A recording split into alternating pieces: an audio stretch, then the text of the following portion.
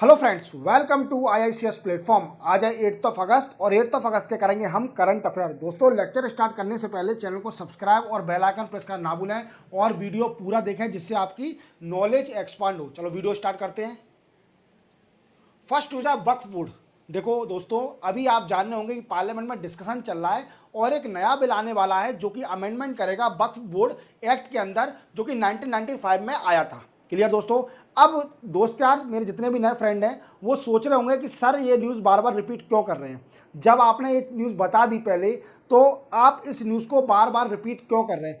क्योंकि मैंने आपको पहले इसके अमेंडमेंट जो नया बिल आया है उसमें क्या क्या चेंज आएंगे, जो ओरिजिनल एक्ट है उसमें क्या क्या चेंज आएंगे ये नहीं बताया था। और जो मेरे नए स्टूडेंट हैं उनको भी बताना जरूरी है कि वक्फ प्रॉपर्टी क्या होती है। तो वक्फ प्रॉपर्टी वो प्रॉपर्टी होती है दोस्तों, जैसे हमारा देश 1947 में आज़ाद हुआ था और आज़ाद होने के साथ इस देश का विभाजन हुआ, बाइफर्केशन हुआ, दो कंट्रियां बनी, इंडिया और पाकिस्तान। अब जो पाकिस्तान में हिंदू रह रहे थे वो बाइफर्केशन होने के साथ इंडिया में आ गए और अपने पीछे पाकिस्तान में कई सारी प्रॉपर्टी छोड़ आए, हिंदू प्रॉपर्टी। बट वो प्रॉपर्टी एक्वायर कर ली गवर्नमेंट ऑफ पाकिस्तान ने, और जो पाकिस्तान मुस्लिम थे उन्होंने एक्वायर कर ली। बट इंडियन के मुस्लिम थे जो कि पाकिस्तान सेटल हुए और अपने पीछे कई सारी मुस्लिम प्रॉपर्टी छोड़ गए इंडिया में। उस प्रॉपर्टी को हमारी सरकार ने वक्फ बोर्ड को दे दिया कि आप इस प्रॉपर्टी को मैनेज करिए, और इसी के साथ एक एक्ट भी निकाल दिया, वक्फ बोर्ड एक्ट 1954। कौन सा एक्ट दोस्तों? वक्फ बोर्ड एक्ट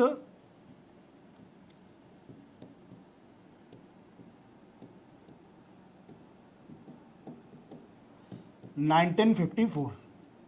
इस एक्ट में वी कैन से पावर दे दी वक्फ बोर्ड को मैनेज करने के लिए प्रॉपर्टी। बट वक्फ बोर्ड का पेट नहीं भरा और इसने प्रॉपर्टी इसको और एक्वायर करनी थी, तो इस चक्कर में सरकार से इन्होंने डिमांड करी और सरकार ने 1995 में इसका अमेंडमेंट कर दिया।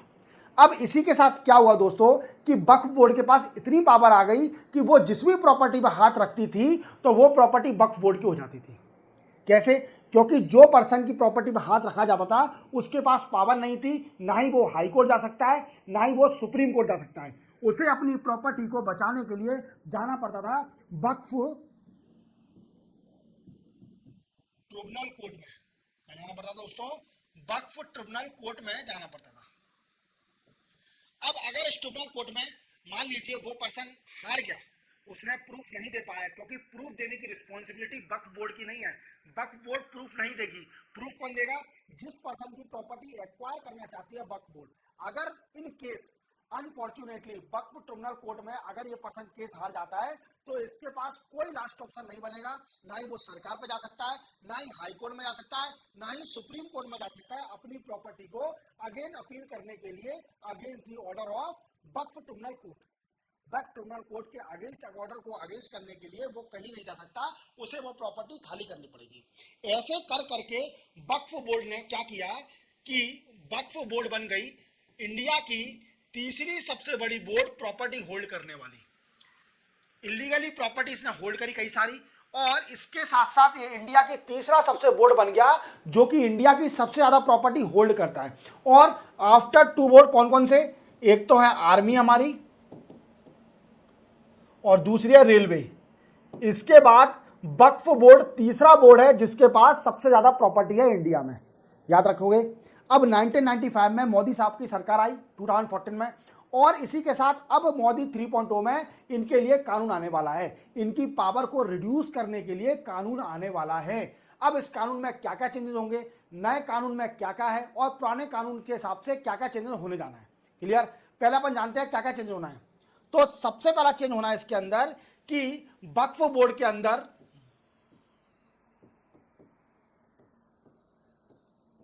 इन Waqf board non Muslim member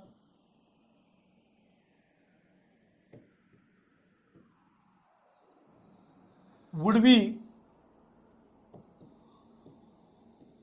chief executive officer.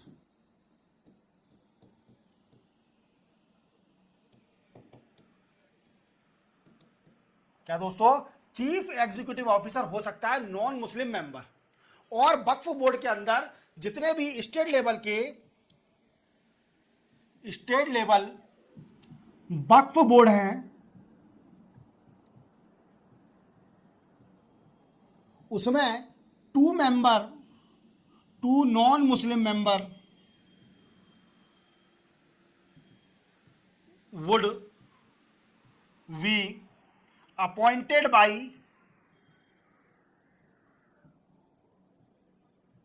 State government. और पहले क्या था कि जितने भी मुस्लिम मेंबर थे वो वक्फ बोर्ड में थे, नॉन मुस्लिम मेंबर कोई नहीं था। अब नए कानून में क्या कर दिया है सरकार ने कि स्टेट लेवल के जितने भी वक्फ बोर्ड होंगे उसमें स्टेट गवर्नमेंट दो नॉन मुस्लिम वीकेंड से मेंबर को अपॉइंट करेगी वक्फ बोर्ड के अंदर, और non Muslim member chief executive officer भी बन सकता है। किसका? वक्फ बोर्ड का सीईओ भी बन सकता है अब नॉन मुस्लिम मेंबर। पहला चेंजेस ये किया। दूसरा चेंजेस क्या है दोस्तों? दूसरा चेंजेस ये है कि in case conflict between government and Waqf board regarding property, then district collector have power to decide। दूसरा चेंजेस क्या किया? पहले दोस्तों क्या होता था कि कई सारी वक्फ बोर्ड गवर्नमेंट की प्रॉपर्टी को एक्वायर कर लेता था। अब एक्वायर करने के साथ साथ क्योंकि गवर्नमेंट को कहा जाना पड़ता था अपनी प्रॉपर्टी का प्रूफ देने के लिए वक्फ ट्रिब्यूनल कोर्ट में। अब सरकार ने यह पावर छीन ली है, वक्फ ट्रिब्यूनल कोर्ट में नहीं जाना पड़ेगा, डिस्ट्रिक्ट कलेक्टर प्रूफ देगा कि यह गवर्नमेंट की प्रॉपर्टी है और वक्फ की प्रॉपर्टी है, वक्फ बोर्ड की प्रॉपर्टी है कि गवर्नमेंट की प्रॉपर्टी है।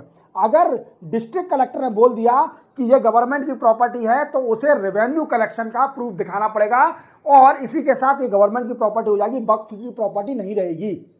याद रखोगे, याद रखोगे। दूसरा चेंज क्या किया है कि जो वक्फ की प्रॉपर्टी, जो वक्फ प्रॉपर्टी होती है वी कैन से जो गवर्नमेंट की इलीगली एक्वायर कर लेती है वक्फ बोर्ड गवर्नमेंट की प्रॉपर्टी, उसको डिसाइड करेगा, किसको पावर दे दी? डिस्ट्रिक्ट कलेक्टर को, कि ये प्रॉपर्टी किसकी है, वक्फ बोर्ड की है कि गवर्नमेंट की है। तो ये पावर दे दी डिस्ट्रिक्ट कलेक्टर को, और डिस्ट्रिक्ट कलेक्टर को ये प्रूफ देना पड़ेगा कि ये प्रॉपर्टी किसकी है? सरकार की है, in the form of revenue collection. Revenue collection का प्रूफ दिखाना पड़ेगा कि हमने इस प्रॉपर्टी से रेवेन्यू कलेक्ट किया था, इसलिए ये गवर्नमेंट की प्रॉपर्टी है। दूसरा चेंज ये आना है, तो आप समझ रहे होंगे। पहला चेंज क्या है कि दो नॉन मुस्लिम मेंबर अपॉइंट किए जाएंगे by state government and state Waqf board के अंदर, और non Muslim member chief executive officer भी बन सकता है। दूसरा क्या है? अगर मान लीजिए गवर्नमेंट और वक्फ बोर्ड में कुछ भी कॉन्फ्लिक्ट हो जाता है, in case district collector decide the property belong to which board, which government, means government से बिलोंग करती है या फिर बोर्ड से बिलोंग करती है। दूसरा चेंज ये आया है, और इसके लिए डिस्ट्रिक्ट कलेक्टर को क्या करना पड़ेगा? डिस्ट्रिक्ट कलेक्टर को प्रूफ दिखाना पड़ेगा रेवेन्यू का, रेवेन्यू का प्रूफ दिखाना पड़ेगा कि ये प्रॉपर्टी गवर्नमेंट की है। क्लियर? दूसरा चेंज समझ में आ गया। चलते हैं तीसरा चेंज। थर्ड चेंज है दोस्तों कि जो गवर्नमेंट है, central government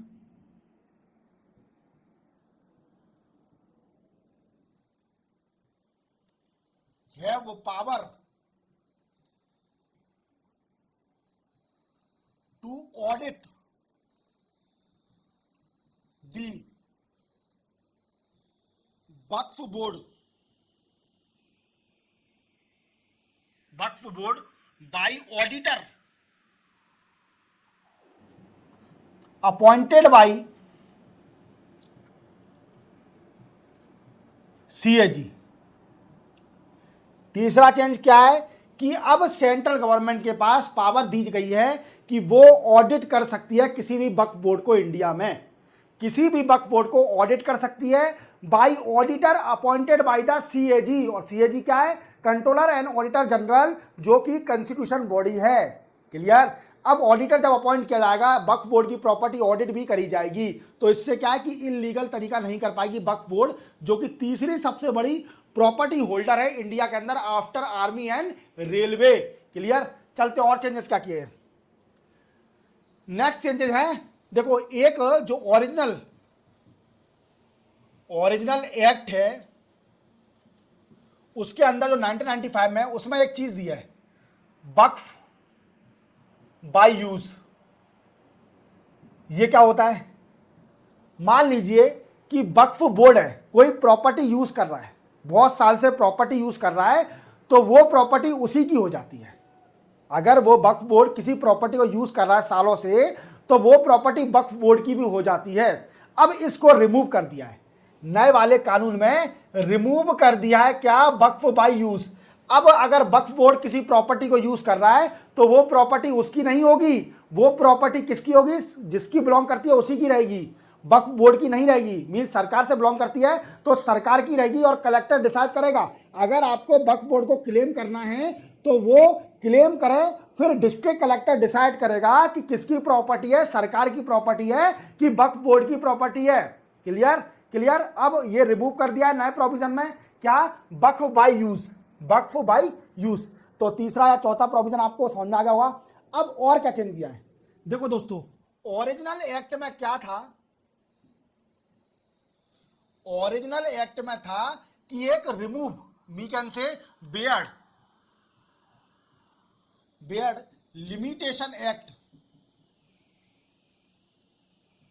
limitation act from Waqf board. क्या बोला मैंने? कि क्या था जो ओरिजिनल एक्ट था 1995 में, उसमें लिमिटेशन एक्ट नहीं लगता था वक्फ बोर्ड के लिए। वक्फ बोर्ड को फ्री करके रखा था कि आपके ऊपर लिमिटेशन एक्ट नहीं लगेगा। अब इसको भी सरकार ने रिमूव कर दिया है। अब आपके मन में डाउट आ रहा होगा कि सर लिमिटेशन एक्ट तो बता दीजिए क्या होता है, लिमिटेशन एक्ट क्या होता है? अब देखो दोस्तों, जैसे आप जानते हो कि अगर कोई पर्सन 12 साल से वक्फ प्रॉपर्टी पर रह रहा है, अगर 12 साल से वो वक्फ प्रॉपर्टी में रह रहा है, तो वो प्रॉपर्टी अगर लिमिटेशन एक्ट नहीं लगा इसके ऊपर, तो वो प्रॉपर्टी वक्फ बोर्ड की रहेगी, वो प्रॉपर्टी वक्फ बोर्ड की रहेगी। अगर लिमिटेशन एक्ट लग जाएगा इसके ऊपर वक्फ बोर्ड पे, तो कोई भी पर्सन अगर वक्फ प्रॉपर्टी पर 12 साल से रह रहा है तो वो प्रॉपर्टी उसकी हो जाएगी। किसकी हो जाएगी? जो पर्सन रह रहा है। तो लिमिटेशन एक्ट का बड़ा ही काम है कि पहले लिमिटेशन एक्ट नहीं लगता था वक्फ बोर्ड पे। अगर कोई पर्सन 50 साल से भी रह रहा है कि वक्फ बोर्ड की प्रॉपर्टी पे, तो प्रॉपर्टी वक्फ बोर्ड की रहेगी। समझ रहे हो मेरी बात को? और अब क्या है, लिमिटेशन एक्ट अप्लाई कर दिया है वी कैन से वक्फ बोर्ड के ऊपर कि अगर कोई पर्सन 12 साल से वक्फ प्रॉपर्टी पर रह रहा है तो वो प्रॉपर्टी किसकी रहेगी? हो जाएगी वो पर्सन, जिस पर्सन जो रह रहा है उसकी हो जाएगी। समझ में आ गया? अब पढ़ते हैं एक और प्रोविजन। देखो, वक्फ बोर्ड के अंदर जो ओरिजिनल एक्ट था उसमें एक प्रोविजन था कि 3 MP अपॉइंट करने हैं। क्या करने हैं? अपॉइंट, या वी कैन से और become member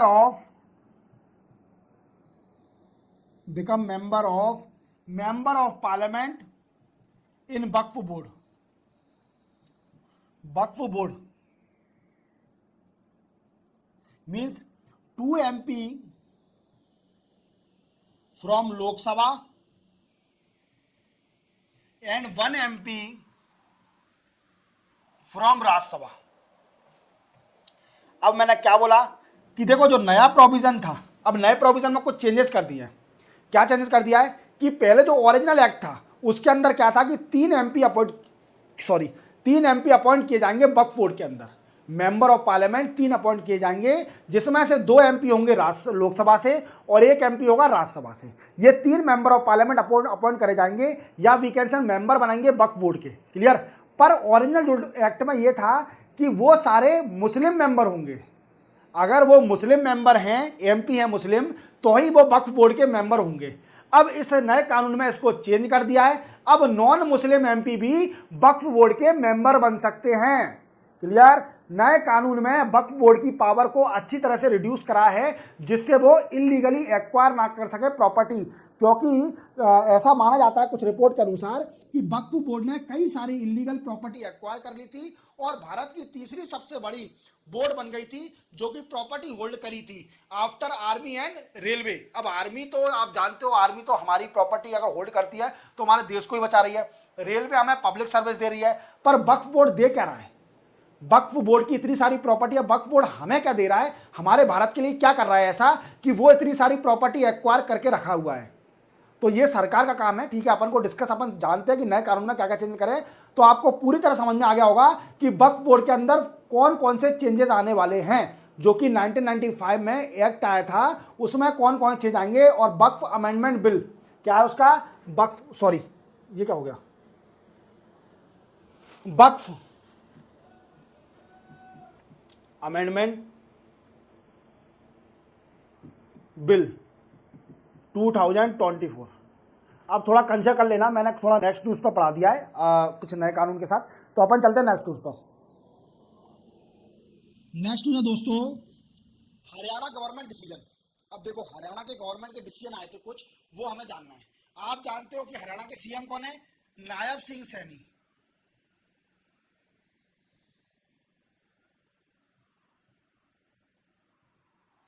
नायब सिंह सैनी देख लेना दोस्तों, क्या है मैंने वीकेंड से ध्यान नहीं दिया, वो न्यूज को इरेज करने की जगह मैं नेक्स्ट न्यूज पढ़ाते गए आपको, तो कोई बड़ी बात नहीं है, ठीक है। नेक्स्ट आप समझ लेना, मैंने तो समझा दिया है, मेरा काम समझाना है, पर वो चेंज हो गई स्लाइड, वो अलग बात है। तो अब मैं क्या वीडियो रोक तो सकता नहीं हूँ, पॉज करके दोबारा पढ़ाऊंगा आपको, ठीक है। चलते अपन। देखो नायब सिंह सैनी, हरियाणा में क्या है दोस्तों, अभी इलेक्शन होने वाला है। क्या होने वाला है, इलेक्शन होने वाला है, और लेजिस्लेटिव असेंबली के इलेक्शन है, विधानसभा के इलेक्शन है। अब इस इलेक्शन में क्या है दोस्तों, आप जानते हो कि नायब सिंह सैनी जो कि बीजेपी पार्टी से बिलोंग करते हैं, कमल आप देख पा रहे होंगे, इनकी शर्ट पर कमल लगा है, कुर्ता पर कमल लगा हुआ है, तो ये बीजेपी पार्टी से बिलोंग करते हैं। और इनका अब क्या है, आप देख रहे होंगे न्यूज़पेपर में बड़ा नाम आ रहा है इनका बड़ा नाम आ रहा है, क्योंकि अब इलेक्शन आने वाले हैं और ये कई सारी स्कीम में चेंजेस करे हैं।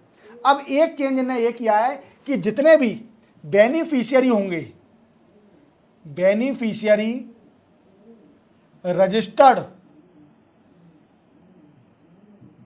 Under Ujjwala scheme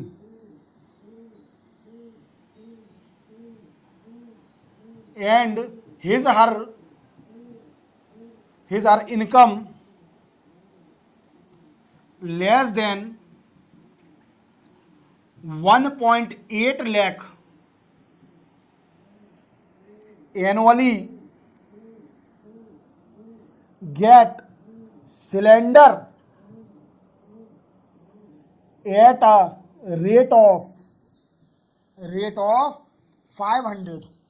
500 rupees. अब देखो आप, रेवड़ी बट रही है क्योंकि इलेक्शन आने वाले हरियाणा में, और फ्री की रेवड़ी बटने वाली है। जो भी पर्सन रजिस्टर्ड होगा उज्ज्वला योजना में, उज्ज्वला योजना जानते हो कि गैस सिलेंडर गरीब लोगों को देना, मोदी सरकार की स्कीम थी उज्ज्वला स्कीम। और हरियाणा में नई स्कीम आ गई है जिसमें बोल दिया इलेक्शन से पहले कि अगर कोई भी पर्सन उज्ज्वला स्कीम के अंदर रजिस्टर्ड होगा और उसके इनकम, घर की इनकम 1.8 लाख एनुअली उससे कम होगी, तो उसको सिलेंडर 500 रुपीज में मिलेगा।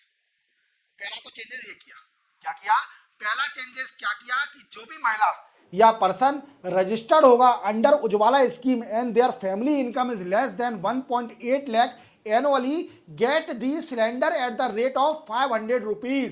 500 रुपए में सिलेंडर मिलेगा। हरियाणा सरकार ने नया कानून निकाला है जिसमें बोला है कि 500 रुपए में सिलेंडर दिया जाएगा। दूसरा चेंजेस क्या करा, दूसरा चेंजेस भी जानना जरूरी है। सेकंड चेंज किया है, एक स्कीम है सरकार की, मुख्यमंत्री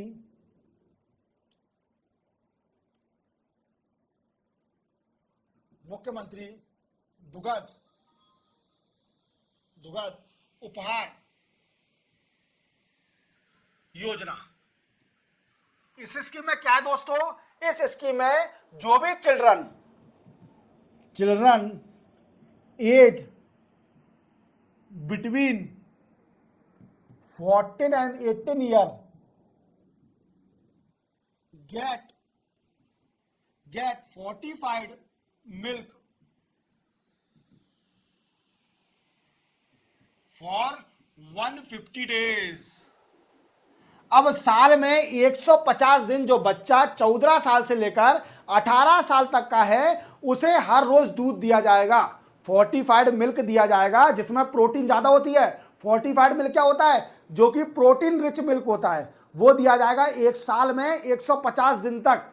तो ये नई स्कीम में चेंजेस करा है, मुख्यमंत्री दुग्ध उपहार योजना, जो कि बच्चों को फोर्टिफाइड मिल्क दिया जाएगा, जो कि एज होगी 14 and 18 के बीच में, और 150 दिन तक उनको दूध दिया जाएगा। समझ में आएगा, दूध पिलाया जाएगा, दिया क्या जाएगा, कोई भैंस थोड़ी है जो दूध देने आ गई। ठीक है, अब देखो दोस्तों और क्या चेंजेस किया है। अब देखो एक स्कीम चल रही है, क्या हरियाणा में एक स्कीम है जिसका नाम है हरियाणा मंत्री उद्यम योजना। ये स्कीम सरकार ने चलाई है। अब स्कीम में क्या होगा दोस्तों, लोन जो कि एंटरप्रेन्योरशिप होते हैं, जो भी स्टार्टअप स्टार्ट कर रहे हैं स्टार्टर, वो क्या है, उनको लोन दिया जाता है। लोन अब सरकार ने 5 लाख तक का लोन देगी, 5 लाख तक का लोन ले सकता है इस स्कीम के जरिए। हरियाणा मंत्री उद्यम योजना के जरिए वो 5 लाख तक का लोन ले सकता है यूथ। समझ में आया मेरी बात को, समझ में आ गया। चलते और क्या चेंजेस किए। देखो सबसे बड़ा चेंजेस तो हरियाणा सरकार ने ही किया है। ये हरियाणा सरकार का जो डिसीजन है वो सालों में लिखा जाएगा, हिस्ट्री में लिखा जाएगा, क्योंकि हरियाणा सरकार ऐसी करने वाली पहली स्टेट है जिसने सारी क्रॉप को एमएसपी पे खरीदने को तैयार हो गई है। वी कैन से हरियाणा सरकार, हरियाणा गवर्नमेंट डिसाइडेड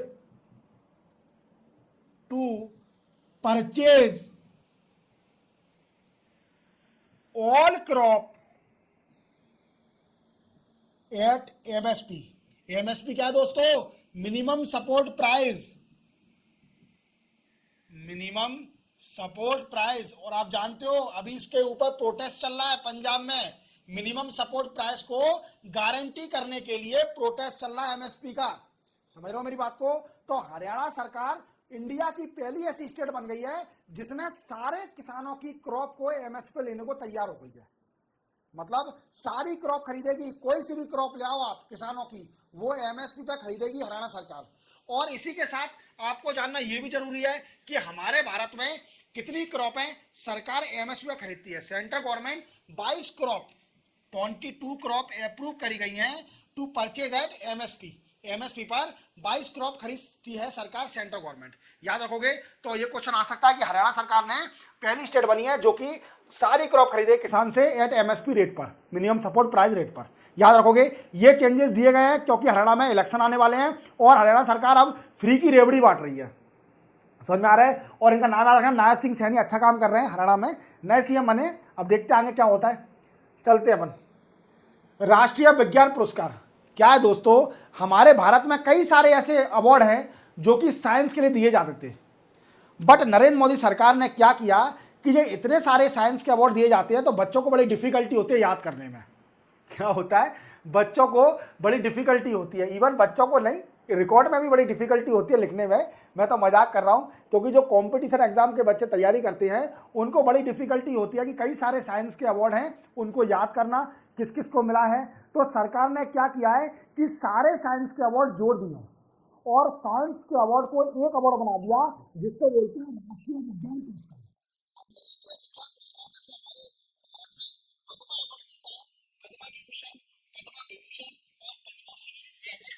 इसी तरीके से अब विज्ञान के लिए राष्ट्रीय विज्ञान पुरस्कार दिए जाएंगे। तो सबसे पहला अवार्ड है इसके अंदर विज्ञान रत्न। विज्ञान रत्न, जैसे भारत रत्न होता है ऐसे ही विज्ञान रत्न बनाया गया है अवार्ड, और अभी लास्ट ईयर ही अप्रूव करा गया है, ये लास्ट ईयर ही हुआ है ऐसा। विज्ञान रत्न अवार्ड दिया जाएगा for life time achievement, for life time achievement, for life time achievement के लिए विज्ञान रत्न अवार्ड दिया जाएगा। और अभी किसको मिला है तो याद रखना, जी पद्मनाभन। और इनको किसके लिए मिला है, for working on malaria parasite.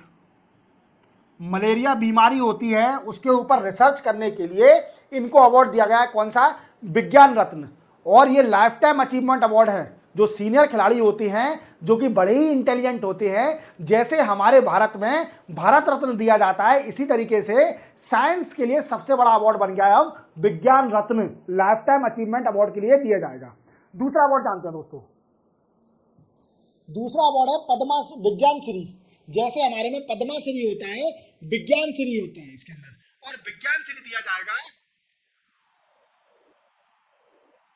विज्ञान Shri for all science scientist, जितने भी साइंस के साइंटिस्ट हैं विज्ञान श्री दिया जाएगा। इसमें कोई कंडीशन नहीं है, जो भी साइंस के ऊपर रिसर्च करता है, चाहे वो बूढ़ा हो, चाहे वो जवान हो, चाहे वो मिडिल एज में हो, उसको अवार्ड दिया जाएगा। कौन सा? राष्ट्रीय विज्ञान श्री। समझा? राष्ट्रीय विज्ञान रत्न, विज्ञान रत्न किसको दिया जाएगा? लाइफ टाइम अचीवमेंट के लिए, जो कि सीनियर खिलाड़ी होगा, ठीक है, साइंस का खिलाड़ी नहीं, मीन सीनियर साइंटिस्ट होगा, साइंस का साइंटिस्ट, ओके। और विज्ञान श्री दिया जाएगा किसको दोस्तों? जो कि हर साइंस साइंटिस्ट को दिया जाएगा। देन आफ्टर नेक्स्ट अवार्ड पे आते हैं अपन। नेक्स्ट अवार्ड है विज्ञान युवा। क्या दोस्तों? विज्ञान युवा। अब युवा से आप समझ पा रहे होंगे, युवा मतलब यूथ, जो कि नया बिल्कुल नौजवान है, उसको अवार्ड दिया जाता है। जिसने साइंस के ऊपर रिसर्च करी है, युवा ने, उसको यह अवार्ड दिया जाएगा। तो देखो दोस्तों, पहले विज्ञान जो अवार्ड मिलता था, शांति स्वरूप, शांति स्वरूप भटनागर अवार्ड, यह अवार्ड दोस्तों क्यों दिया जाता था? यह अवार्ड दिया जाता था उन साइंटिस्टों को जिनकी एज बिलो 45 है। क्या है दोस्तों? बिलो 45 एज है जिनकी, उनको दिया जाता शांति स्वरूप भटनागर अवार्ड। अब इस अवार्ड को खत्म कर दिया है। अब इस अवार्ड की जगह अवार्ड दिया जाएगा विज्ञान युवा अवार्ड, जो कि साइंटिस्ट बिलो 45 ईयर एज के होंगे, बिलो, उनको यह अवार्ड दिया जाएगा विज्ञान युवा अवार्ड। याद रखोगे, तीनों अवार्ड समझ में आ गए। चलते अपन और नेक्स्ट और लास्ट अवार्ड है विज्ञान टीम। क्या दोस्तों? विज्ञान, ये अवार्ड उस टीम को दिया जाएगा, टीम फॉर साइंटिफिक वर्क,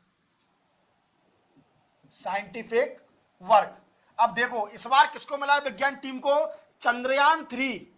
हमारा चंद्रयान गया था मून पर, चंद्रयान गया था साउथ पोल पर, और सक्सेसफुल लैंडिंग भी कर दिया था साउथ पोल पर। तो उनको दिया गया विज्ञान, जितने भी टीम मेंबर थे चंद्रयान 3 के अंदर, उनको अवार्ड दिया है विज्ञान टीम।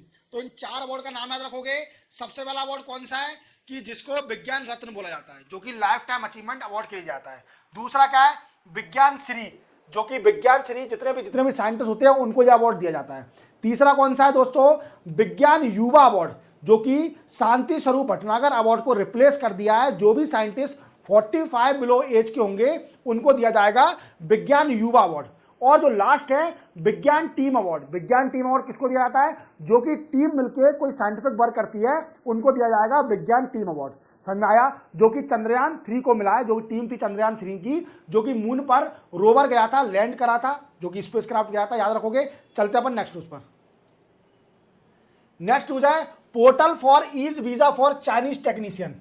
देखो दोस्तों, आप जानते हो कि हमारे इंडिया में और चाइना में कई बार बॉर्डर इशू हो चुका है। We can say line of actual control पे कई सारा कॉन्फ्लिक्ट हो चुका है। और इसी कॉन्फ्लिक्ट का एक एग्जांपल देता हूं, गलवान वैली। गलवान वैली 2020 में हमारा कॉन्फ्लिक्ट हुआ था, चाइना आर्मी से इंडियन आर्मी का कॉन्फ्लिक्ट हुआ था। और इसी के साथ कुछ इंडियन की प्लेस को एक्वायर करना चाहती थी, कब्जा करना चाहती थी। इन्फिल्ट्रेशन हो रहा था चाइना की तरफ से इलीगली, और इंडियन ने इसका अच्छी तरह जवाब भी दिया था चाइनीज को। अच्छे से 2-4 बजाए भी थे चाइनीज के, छोटे छोटे वाले थे चाइनीज की आर्मी। तो इंडिया वाले तो तगड़े तगड़े होते हैं और सीधे दिए होंगे 2 कान के नीचे, तो चाइनीज वाले पहुंच गए होंगे बॉर्डर के ऊपर।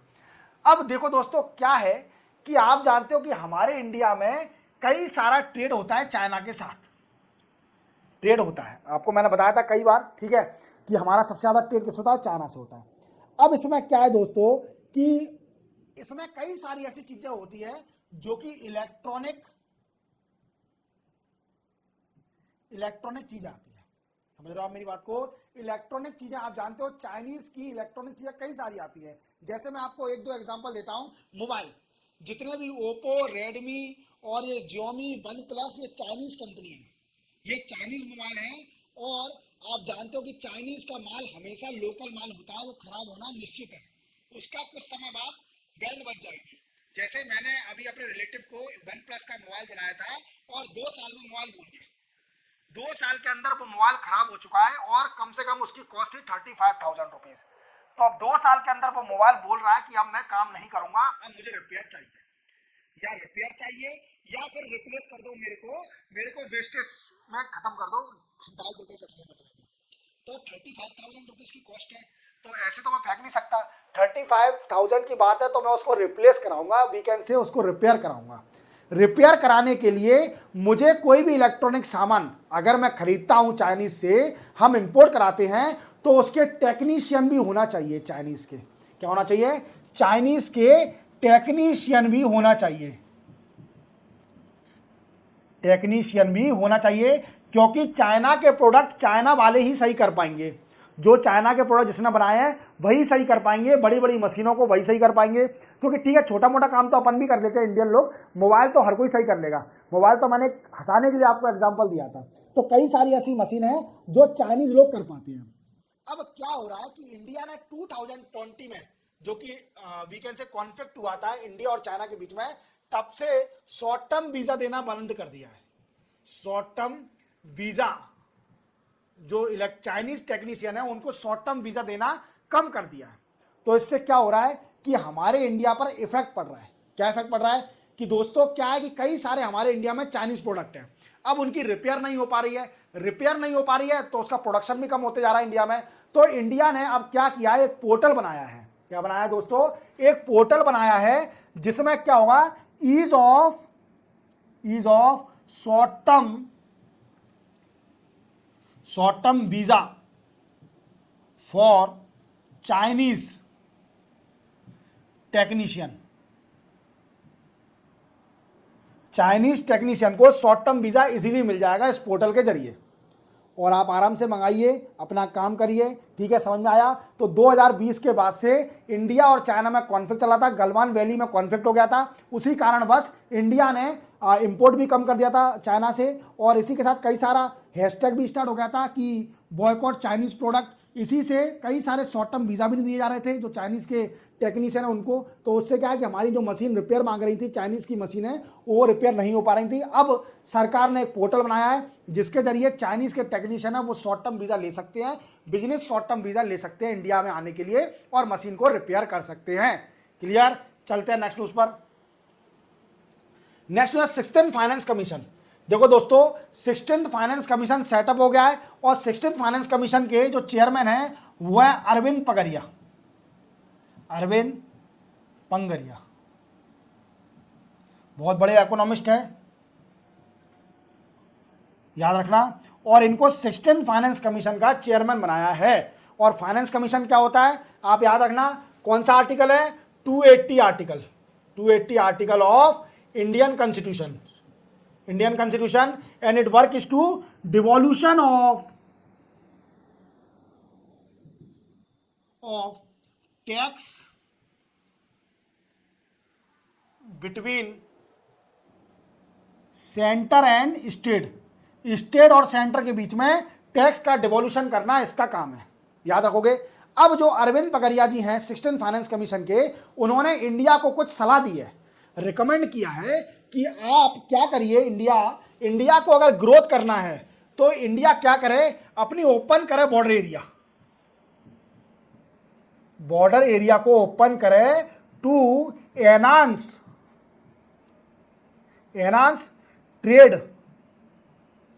Trade among country.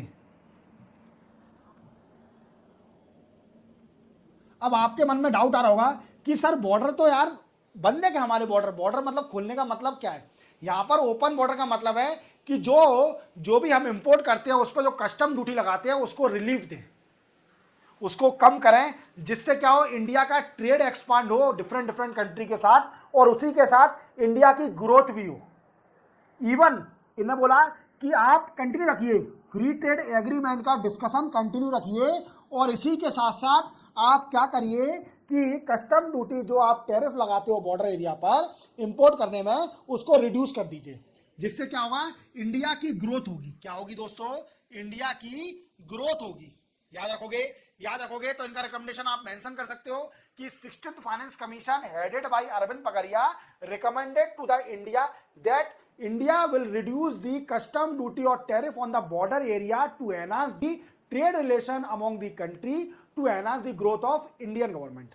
इंडियन, ठीक है, इंडिया की ग्रोथ को एक्सपांड करने के लिए टैरिफ को रिड्यूस करिए। याद रखोगे। चलते हैं नेक्स्ट न्यूज पर। नेक्स्ट न्यूज है क्रिटिकल मिनरल मिशन। देखो दोस्तों, अभी बजट पास हुआ था और बजट में क्या किया था सरकार ने कि एक क्रिटिकल मिनरल मिशन स्टार्ट किया था। किसको बोलते हैं? Critical mineral mission.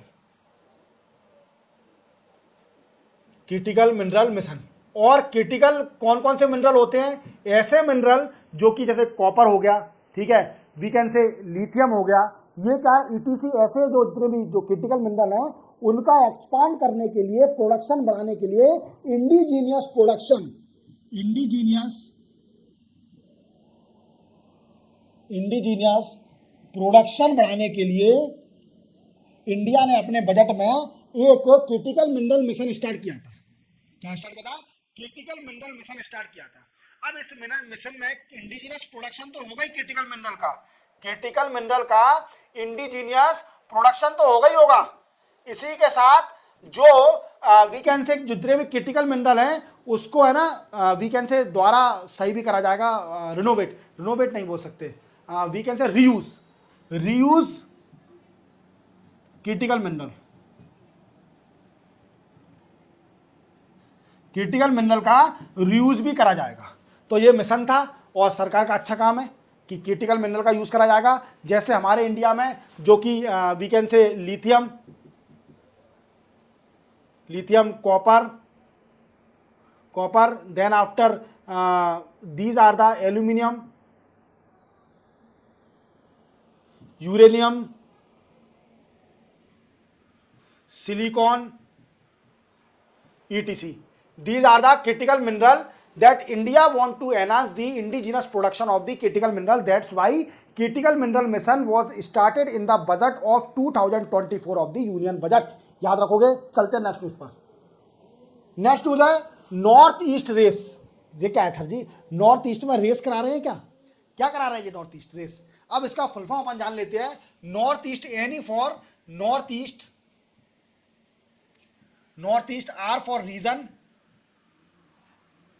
A for agri, C for commodities, E for electronic और C for connect। इसका फुल फॉर्म है north east region agri commodity e connect. ये क्या किया है दोस्तों? जैसे कि आप जानते हो कि नॉर्थ ईस्ट की जो स्टेट है वो भी सफिशिएंट है एग्रीकल्चर प्रोडक्शन में। किसमें दोस्तों?